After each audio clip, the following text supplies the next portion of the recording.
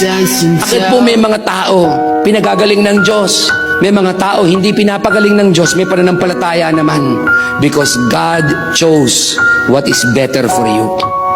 Maraming tao nagpe-pray ng pera. Sinagot ba ni Lord? Oo. Nung magkapera, wala na kay Lord. May sakit ka, pinagaling ka ng Diyos. Ibig sabihin, God said, that is better for you. Pero ito, nag-pray ka, may sakit ka, di ka gumaling. Alam niyo sabi ni Lord, di kita pagagalingin because that is better for you. Tagsayin bakit?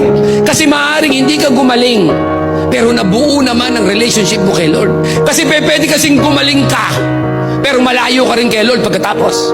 Lord, alam kong pagagalingin mo ko, and I trust you. Pero Lord, kung hindi mo ko pagagalingin, I will still trust you. May mga bagay na palagay mo ngayon, walang kwenta. Pero bakit inalaw ng Diyos? Mahal ka niya because He knew and He knows what is better for greater purpose.